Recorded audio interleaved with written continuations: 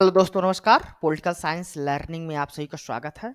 दोस्तों, हम लोग कवर कर रहे हैं इंटरनेशनल रिलेशंस की वीडियो सीरीज जो आपको यूजीसी नेट, यूपीएससी पीएसआईआर और असिस्टेंट प्रोफेसर जैसे एग्जाम्स में काफ़ी मदद करेगा। आज की इस वीडियो में हम लोग नियो मार्क्सिस्ट थ्योरी को समझने की कोशिश करेंगे इंटरनेशनल रिलेशंस में।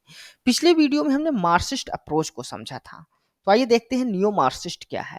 जो नियो मार्क्सिज्म थ्योरी है, इसको तीन नोटेबल स्कूल्स में डिवाइड किया जा सकता है, जिसमें आती है डिपेंडेंसी स्कूल्स, क्रिटिकल थ्योरी और नियो ग्राम्सियन स्कूल्स। डिपेंडेंसी स्कूल्स क्या है? डिपेंडेंसी जो स्कूल्स है ये एनालाइज करती है अनइक्वल इकोनॉमिक और पॉलिटिकल रिलेशनशिप को, जो पाया जाता है डेवलप्ड कैपिटलिस्ट स्टेट और under developed low income states के बीच। ये यानी जो डिपेंडेंसी स्कूल्स है ये चैलेंज करती है नियो लिबरल के जो एजम्पशंस है, जिसमें वो बताते हैं नियो लिबरल कि जो इंटरनेशनल रिलेशंस है यानी वर्ल्ड पॉलिटिक्स है उसमें म्यूचुअल इंटरडिपेंडेंस पाया जाता है। सभी कंट्री एक दूसरे पर निर्भर हैं और सभी से बेनिफिट्स प्राप्त करती हैं। इस बात को वो चैलेंज करते हैं और ये आर्गू करते हैं कि जो इस प्रकार का रिलेशनशिप है यानी कि डेवलप्ड और अंडर डेवलप्ड कंट्रीज के बीच, वो डिपेंडेंसी को जन्म देता है, ना कि इक्विटेबल डेवलपमेंट के लिए। यानी कि जो डेवलपिंग कंट्रीज हैं वो निर्भर रहती हैं डेवलप्ड कंट्रीज पर अपने पॉलिटिकल और इकोनॉमिक डेवलपमेंट के लिए। की थिंकर्स की बात की जाए, उनके द्वारा जो डिफिनीशंस दी गई है डिपेंडेंसी की, उसको समझने की कोशिश करते हैं। तो की थिंकर्स का नाम आता है पाउल प्रेबिस का, जेम्स ए काप्रोसो का, थियोटोनो दास संतोष का।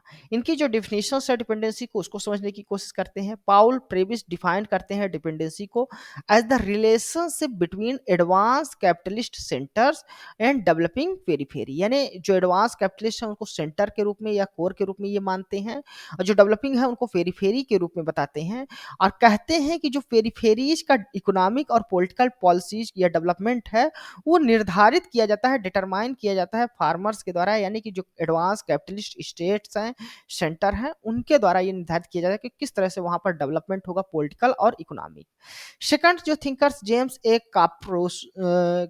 कैप्रासो हैं, वो डिस्क्राइब करते हैं डिपेंडेंसी को as a complex set of relations incorporating less developed society into global division of labour, जिसमें वो लेस डेवलप्ड जो सोसाइटीज हैं उनको जो डिवीजन ऑफ लेबर है उसमें वो इसको इंक्लूड करते हैं, शामिल करते हैं।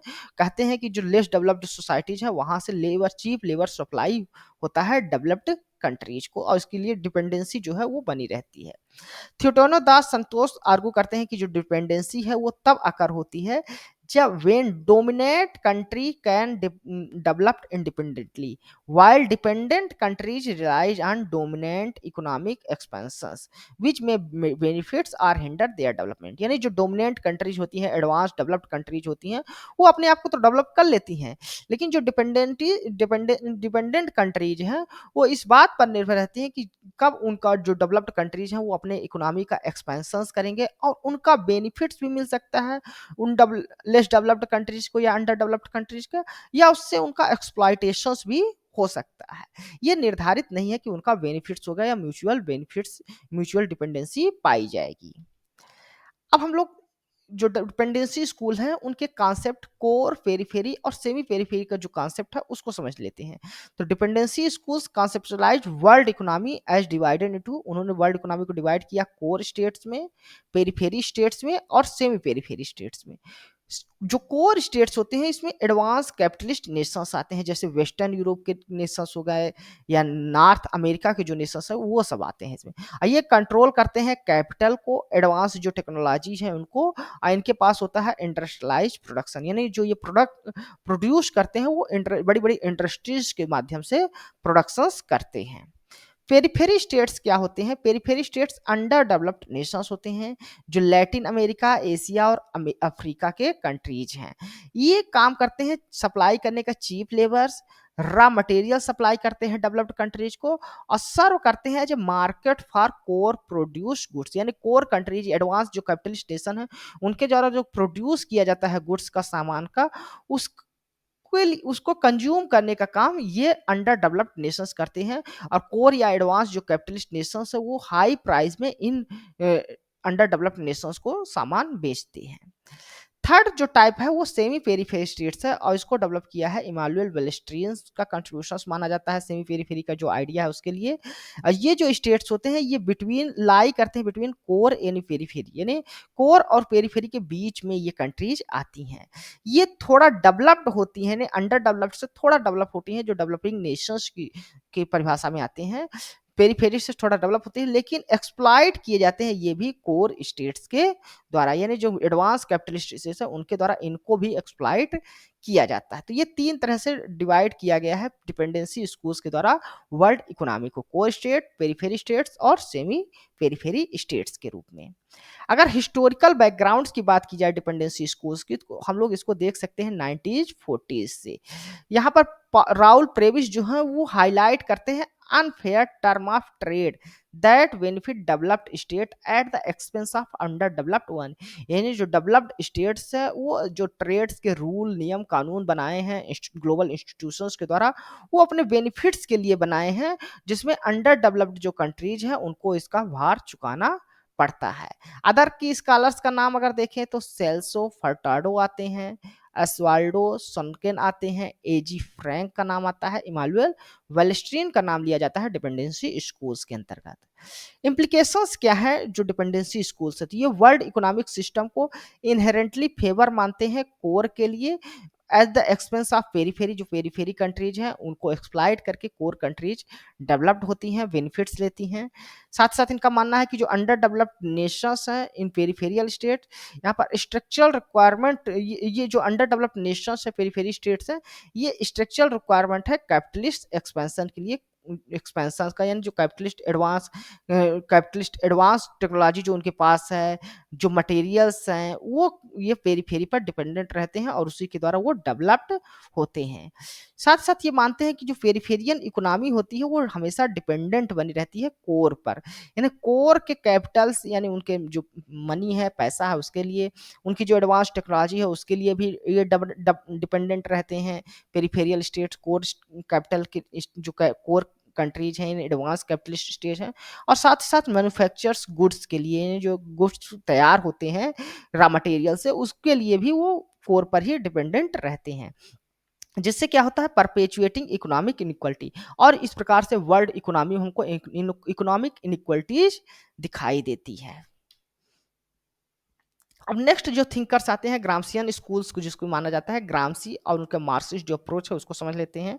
एंटोनियो ग्रामसी एक इटालियन मार्क्सिस्ट थिंकर थे और इनको इन प्रिजन कर दिया जाता है मुसोलिनी के द्वारा, और ये जेल में रहते हुए यानी प्रिजन में रहते हुए अपना नोट्स लिखते हैं, जिसको प्रिजन नोट्स बुक के नाम से जाना जाता है, जो 1971 में पब्लिश्ड होता है।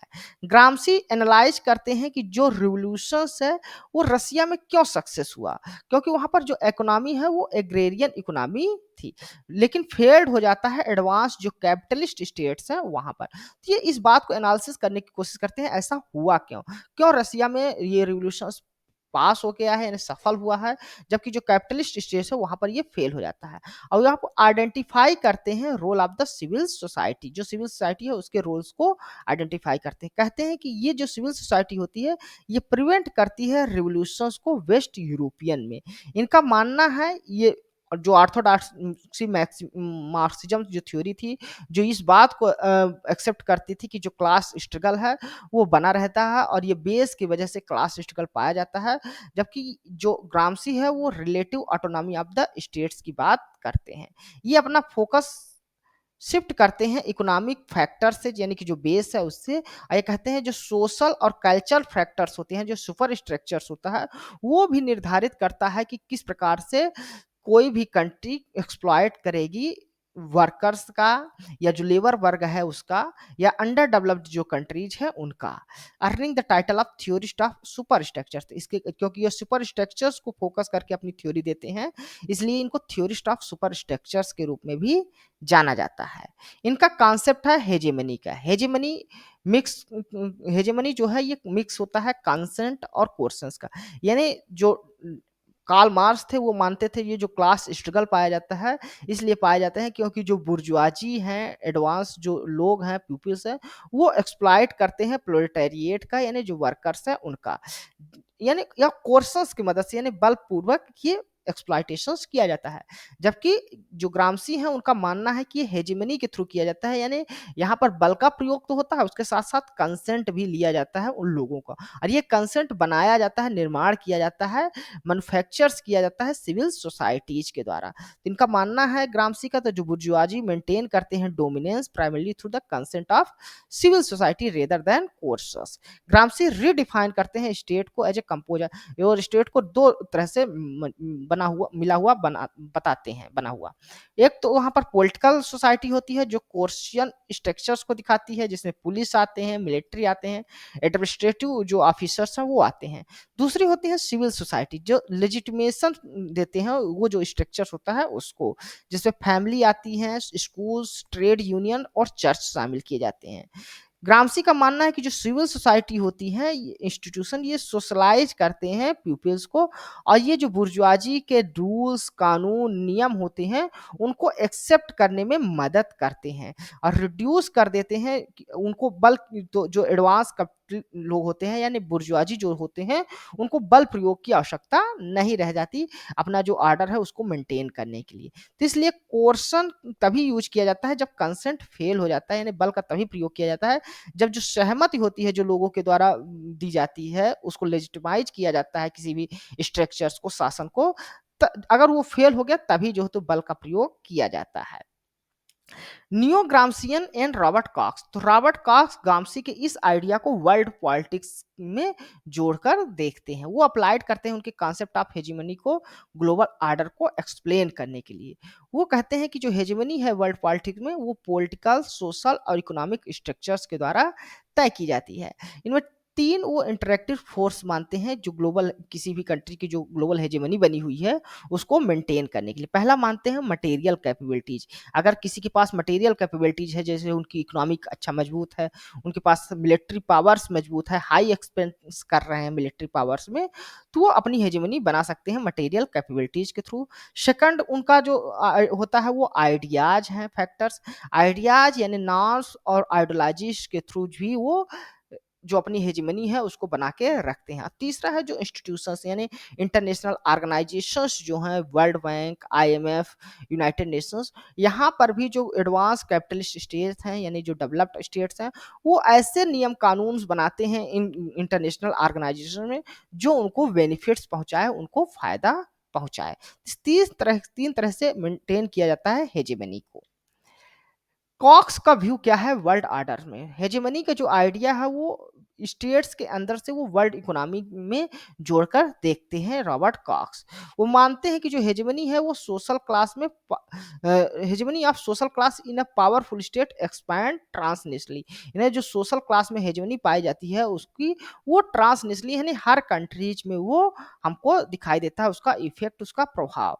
वो कहते हैं कि other state accept hegemonic norms through international organisations, यानी जो इंटरनेशनल ऑर्गेनाइजेशंस है उनका काम यह होता है कि जो एडवांस कैपिटलिस्ट स्टेट है, कोर स्टेट है यानी कि डेवलप जो स्टेट्स हैं उनकी हेजेमनी को, उनके द्वारा बनाए हुए नियम कानून को अदर जो कंट्रीज हैं अंडर डेवलप्ड या लेस डेवलप्ड कंट्रीज हैं वो उनको एक्सेप्ट कर लेती है इस मैन्युफैक्चरिंग कंसेंट के माध्यम से। Role of international organisation in hegemony, तो किस प्रकार से हेजेमनी को मेंटेन करने का काम इंटरनेशनल ऑर्गेनाइजेशंस करता है उसको समझ लेते हैं। ये क्रिएट करता है, ये जो इंटरनेशनल ऑर्गेनाइजेशंस है ये क्रिएट किए जाते हैं हेजेमनिक स्टेट्स के द्वारा वर्ल्ड ऑर्डर को एक्सपैंड करने के लिए। ये कंटेन करते हैं कुछ नॉर्म्स एंड प्रिंसिपल्स ताकि जो इनकी हेजेमनी है वो बनी रहे। ये लेजिटिमाइट करने की कोशिश करते हैं जो वर्ल्ड ऑर्डर है जो उनके द्वारा निर्धारित किया गया है, बनाया गया है, ताकि उसको आइडियोलॉजिकली सभी कंट्रीज एक्सेप्ट करें। ये इंक्लूड करते हैं elites from the weaker states, कुछ वीकर स्टेट्स के इलीट्स को ये अपने इस ऑर्गेनाइजेशंस में इंक्लूड कर लेते हैं ताकि जो इनकी एक्सेप्टेंस है वो ग्लोबल लेवल पे बन सके। और ये मैनेज करते हैं काउंटर हेजेमनिक जो आइडियाज है उनको रोकने की कोशिश करते हैं कि इनके खिलाफ कोई रिवोल्यूशंस ना हो पाए या इनकी जो हेजेमनी है उसको कोई चैलेंज ना करे। काउंटर हेजेमनिक और लेजिटिमेसी क्राइसिस क्या है? तो काउंटर हेजेमनिक जो विजन्स है ये स्टार्ट होता है सोशल जो चेंजेस है स्टेट्स के अंदर जब पाए जाते हैं, जो अंडर डेवलप्ड कंट्रीज हैं, लेस डेवलप्ड कंट्रीज हैं, जब वहाँ पर कुछ चेंजेस आता है लोगों के अंदर, लोगों की विचारधारा में, वो इस बात को अंडरस्टैंड करने लगते हैं कि उनका एक्सप्लॉइटेशन हो रहा है। तो स्ट्रक्चरल शिफ्ट होता है जब सोशल, पॉलिटिकल और नॉर्मेटिव ऑर्डर्स में तो चैलेंज करते हैं इस प्रकार की जो ग्लोबल हेजेमनी है किसी भी कंट्रीज की उसको। साथ साथ लेजिटिमेसी क्राइसिस भी आती है जब कोई भी इंस्टीट्यूशंस फेल हो जाते हैं कोई भी वार को प्रोटेक्ट करने में, या वहाँ की जो क्राइसिस है उसको रोकने में फेल हो जाते हैं। जैसे कि यूएस की जो हेजेमनी है वो पोस्ट कोल्ड वार हमको दिखाई देती है खत्म होते हुए धीरे धीरे। राइज ऑफ न्यू कंजर्वेटिव जो आइडियाज हैं, ये रेजिस्टेंस जो मूवमेंट्स चले हैं, जैसे सोशल मूवमेंट्स हो गए, इन्वायरमेंटल मूवमेंट्स हो गए, लेबर मूवमेंट्स हो गए, फेमिनिस्ट मूवमेंट हो गए, ऑल ओवर द वर्ल्ड हमको ये मूवमेंट्स होते हुए दिखाई देते हैं, जिससे जो तो यूएस की हेजेमनी को जो बनी हुई है, लेजिटिमेसी जो बनी हुई है, उस वहां पर वो फेल होते हुई दिखती है। अदर नियो ग्रामसियन जो थिंकर्स है जिसमें स्टीफन गिल्स का नाम प्रमुख रूप से लिया जाता है, ये स्टडी करते हैं ग्रामसियन जो एपिस्टेमोलॉजी है, ग्रामसियन जो टेक्निक है उसको, और इंटरनेशनल पॉलिटिकल इकोनॉमी को भी जो है तो स्टडी करते हैं, और उसको ये बताने की कोशिश करते हैं किस प्रकार से डेवलप्ड या कोर कंट्रीज एक्सप्लॉइट कर रहे हैं। एडम मॉर्टन आते हैं, ये भी नियो ग्रामसियन की जो आइडिया है वो ग्लोबल पॉलिटिकल इकोनॉमी को अंडरस्टैंड करने के लिए, स्टडी करने के लिए अपनाते हैं। साथ ही साथ मार्क्स, रूपर्ट और रेड्रिफ बेलास हैं, ये एनालाइज करते हैं नियो लिबरलिज्म एंड ग्लोबलाइजेशन का, ग्रामसियन का जो कॉन्सेप्ट है हेजेमनी का उसका प्रयोग करके। तो ये अदर जो थिंकर्स हैं उनका भी नाम याद रखिएगा, कभी एग्जाम से पूछा जाता है ऑब्जेक्टिव में कि ये किस ग्रामसियन थिंकर्स कौन है इसमें से कि कौन नहीं है, तो आप लोग याद रखिएगा Stephen Gill, Adam Morton, Mark Rupert और एंड्रास बाइलर। इसके अलावा भी जो हमने ग्रामसियन थिंकर रॉबर्ट कॉक्स का नाम लिया, उन सबको आपको याद रखना है। इसके बाद क्रिटिकल थ्योरी जो आती है, ये जो टर्म है क्रिटिकल थ्योरी, ये क्वाइन किया गया था मैक्स हॉर्खहाइमर के द्वारा, जो डिस्ट्रीब्यूट करते हैं ट्रेडिशनल थ्योरी को प्रैक्टिकल पर्पज के आधार पे। वो कहते हैं कि to achieve human emancipation from slavery and challenge unjust system, यानी ये जो क्रिटिकल थ्योरीज हैं ये ह्यूमन स्लेवरी का जो इमेंसिपेशन है, स्लेवरी से मुक्त करने की बात करते हैं लोगों को, और अनजस्ट जो ग्लोबल सिस्टम बना हुआ है उससे उसको भी चैलेंज करने की कोशिश करते हैं। तो ये जो थ्योरीज होती हैं ये यही काम करती हैं, अनजस्ट जो ग्लोबल सिस्टम है उसको चैलेंज करने का कोशिश करते हैं, और जो स्लेवरी है उससे लोगों को मुक्त करने की कोशिश करते हैं। और ये जो क्रिटिकल थ्योरी है ये कोई सिंगल थ्योरी नहीं है, बल्कि ये एक अम्ब्रेला टर्म है जिसके अंतर्गत कई अन्य थ्योरी आती हैं, जैसे नियो मार्क्सिज्म हो गया, फेमिनिज्म हो गया, पोस्ट मॉडर्निज्म हो गया और post colonialism. Feminism, post modernism और पोस्ट कॉलोनिज्म को हम लोग आगे लेक्चर्स में समझने की कोशिश करेंगे। आज की इस वीडियो हम लोग नियो मार्क्सिज्म को समझ रहे हैं, ठीक।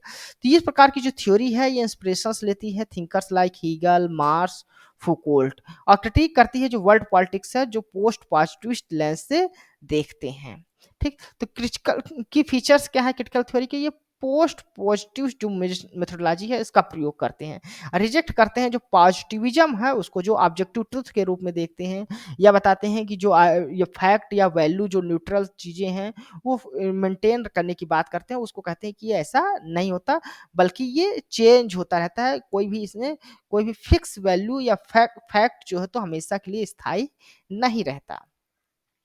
इमांसिपेटरी फैक्टर, ये एम्स रहता है इनका लिबरेट करना जो मार्जिनलाइज्ड कम्युनिटीज हैं जिनका एक्सप्लॉयटेशंस किया गया है, चाहे वुमेन्स हो, जेंडर्स के आधार पे, रेस के आधार पे, या जो इन्वायरमेंटल जो सोशल मूवमेंट्स हैं, इन्वायरमेंट के लिए जो मूवमेंट्स चलाते हैं, क्लाइमेट का जिस प्रकार से एक्सप्लॉयटेशंस किया जाता है, उन सभी को लिबरेट करने की बात करते हैं क्रिटिकल थ्योरी वाले। क्रिटिक करते हैं पॉजिटिविज्म का, ये अपोज करते हैं जो binary binary framing of realities है, जैसे ऐसा होना चाहिए या ऐसा है, फैक्ट वैल्यू जो है, ऑब्जेक्टिव वर्सेस सब्जेक्टिव, इन सभी का ये अपोज करते हैं। इंट्रोग्रेशंस करते हैं ऑफ पावर्स, यानी एग्जामिन करते हैं जो सोर्स ऑफ एक्सक्लूजन है, किस कौन कौन से ऐसे तरीके हैं जिसके कारण कुछ व्यक्तियों को एक्सक्लूड किया गया है, जो ग्लोबल जस्ट वर्ल्ड ऑर्डर है उसमें अनजस्ट जो सिस्टम बना हुआ है उसको, वायलेंस क्यों हो रहा है, सब्जुगेशंस क्यों किया गया है कुछ व्यक्तियों का या कुछ जेंडर या रेस का वर्ल्ड पॉलिटिक्स में, उसको अंडरस्टैंड करने की कोशिश करते हैं। Marxist root of critical theory, यार जो क्रिटिकल थ्योरी है इसकी जड़ें जो है हमको कार्ल मार्क्स या मार्क्सिस्ट जो विचारधारा है उसमें हमको दिखाई देती है। ये जो ओरिजिनेट होते हैं फ्रैंकफर्ट स्कूल ऑफ मार्क्सिज्म से ओरिजिनेट होती है क्रिटिकल थ्योरी, जिसमें जर्गन हैबरमास और एंटोनियो ग्राम्सी का नाम प्रमुख रूप से लिया जाता है। फ्रैंकफर्ट जो स्कूल है ये 1923 में गोएथे यूनिवर्सिटी फ्रैंकफर्ट में इटेब्लिश हुई थी। ये बाद में रिलोकेट हो गई थी जर्मनी रिजीम की वजह से, जर्मनी से इसको पेरिस में ट्रांसफर किया गया था। बाद में ये रिलोकेट होती है लोकेट होती है कोलंबिया यूनिवर्सिटी न्यूयॉर्क में 1935 में। हरखाइमर्स के कंट्रीब्यूशंस को देख लेते हैं। ये ट्रेडिशन एंड क्रिटिकल थ्योरी लिखते हैं जिसमें वो क्रिटिक करते हैं ट्रेडिशनल थ्योरीज को, जिसमें लेजिटिमाइज अनजस्ट जो सोशल स्ट्रक्चर्स है उसको वो क्रिटिक करते हैं। आर्ग्यू करते हैं critical theory expose systematic unjust and false claim of legitimacy. इसमें कहते हैं कि जो क्रिटिकल थ्योरीज हैं वो जो सिस्टमेटिक अनजस्ट बने हुए हैं या लेजिटिमेसी का फॉल्स क्लेम किया जाता है उनको लेजिटिमाइज किया गया है। ऐसे जो एडवांस कैपिटलिस्ट होते हैं उनके नॉर्म्स रूल्स या कानून जो हैं उनको लेजिटिमेसी जो प्राप्त की गई है उसको कहते हैं ये फॉल्स क्लेम मानते हैं। Jurgen Habermas and communication action. Second जो जनरेशन फ्रैंकफर्ट स्कूल्स के थिंकर्स हैं वो जर्गन हैबरमास हैं। ये भी क्रिटिसाइज करते हैं पॉजिटिविज्म को for reinforcing social control instead of इमांसिपेशन, यानी ये सोशल कंट्रोल क्रिटिसाइज करते हैं किस प्रकार से सोशल कंट्रोल किया गया है जो कोर कंट्रीज हैं या एडवांस कंट्रीज हैं उनके द्वारा, ना कि जेंडर या रेस या जो इन्वायरमेंट है उसको इमांसिपेशन नहीं मिला है, मुक्ति नहीं मिली है इस एक्सप्लॉयटेशन से। ये डेवलप्ड करते हैं थ्योरी ऑफ कम्युनिकेटिव एक्शंस और एम्फेसिस करते हैं कि जो dialogue collective learning intersubjective knowledge होता है इससे जो है तो हम लोग समझ सकते हैं किस प्रकार से एक्सप्लॉयटेशन किया गया है और उससे इनको मुक्त भी कर सकते हैं। इस विशेष जो जैसे फेमिनिस्ट जो थ्योरी है उसको मुक्त कर जो वुमेन्स का एक्सप्लॉयटेशन हो रहा है या स्लेवरी जो बनी हुई है या एक्सप्लॉयटेशन जो है उसको भी खत्म कर सकते हैं। क्रिटिसाइज करते हैं कार्ल मार्क्स को इग्नोरिंग द कम्युनिकेशन जो रूल है, यानी हर्बर्ट मार्क्स जो है तो कार्ल मार्क्स को क्रिटिसाइज करते हैं कि वो कम्युनिकेशंस के रोल को महत्व नहीं दिए अपने क्लास कॉन्शियसनेस में, कि जो कम्युनिकेशंस का रोल होता है वो क्लास को कॉन्शियसनेस के यानी उनकी चेतना को बढ़ाने में मदद करता है। वो समझ पाते हैं कि उनका एक्सप्लॉयटेशन हो रहा है। क्रिटिकल थ्योरी को अगर इंटरनेशनल रिलेशंस में अप्लाई करने की बात की जाए तो इसमें नाम आता है एंड्रू लिंकलेटर और मैक हैफमैन का, जो क्रिटिकल थ्योरी को आईआर में स्टडी के लिए प्रयोग करते हैं।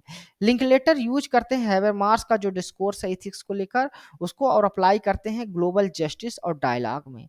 लिंकलेटर के कोर फंक्शंस को देख लेते हैं तो ये बिल्डिंग करते हैं अल्टरनेटिव वर्ल्ड ऑर्डर।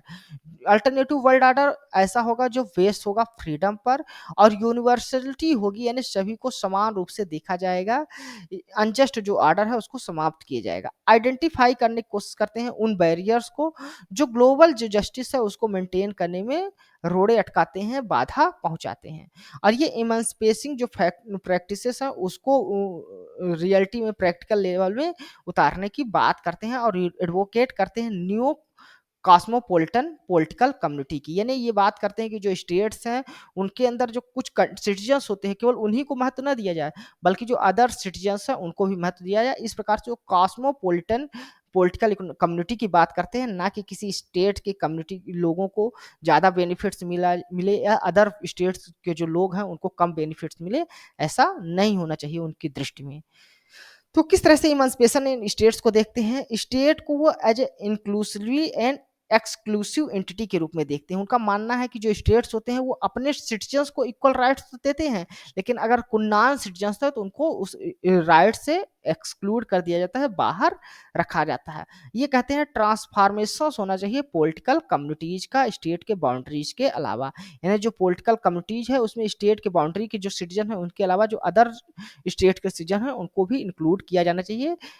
और ये एडवोकेट करते हैं कॉस्मोपॉलिटन सिस्टम की, यानी एक वर्ल्ड जो पूरे विश्व के लोग हैं उनको एक सभी नागरिकों को एक समान अधिकार मिलने चाहिए, एक समान जो उनको डेवलप होने के लिए या आगे बढ़ने के जो अवसर हैं वो मिलने चाहिए, इनका ये मानना है। फोर की अचीवमेंट ऑफ क्रिटिकल थ्योरी, तो क्रिटिकल थ्योरी के फोर की अचीवमेंट को आइडेंटिफाई करते हैं लिंकलेटर 2007 में। पहला कहते हैं कि ये चैलेंज करता है जो पॉजिटिविस्ट मेथड्स होता है उसको।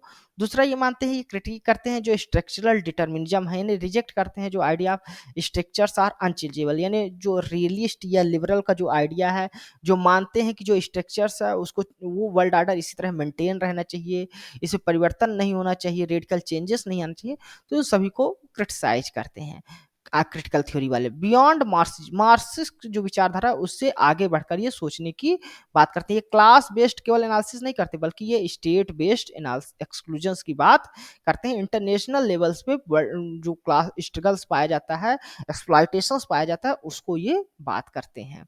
री इमेजिन करते हैं सोशल अरेंजमेंट, प्रायोरिटाइज, ये प्रायोरिटी देते हैं ओपन डायलॉग को ओवर द मटेरियल पावर, यानी कि जो अभी तक पॉलिटिक्स को पावर पॉलिटिक्स के रूप में देखा जाता था, जिसके पास इकोनॉमी है वही डेवलप होना चाहिए, ऐसा जो बात की जाती थी, और उसकी लेजिटिमेसी जो बनी है उसको मेंटेन करने की बात की जाती थी, तो इन सबको वो क्रिटिसाइज करते हैं और ये ओपन डायलॉग की बात करते हैं क्रिटिकल थ्योरीज वाले। ठीक, तो धन्यवाद दोस्तों। आज की इस वीडियो में हम लोग नियो मार्क्सिस्ट जो अप्रोच है इंटरनेशनल रिलेशंस का उसको समझने की कोशिश की। यह वीडियो आपको कैसा लगा है अपने कमेंट्स के माध्यम से हमें जरूर बताइएगा। साथ ही साथ आप हमारे इस वीडियो को लाइक करें, हमारे इस चैनल को सब्सक्राइब करें और इसे अपने दोस्तों के साथ भी शेयर करें, ताकि इस तरह की जो वीडियोज हैं वो आपको मिल सके। धन्यवाद, थैंक यू।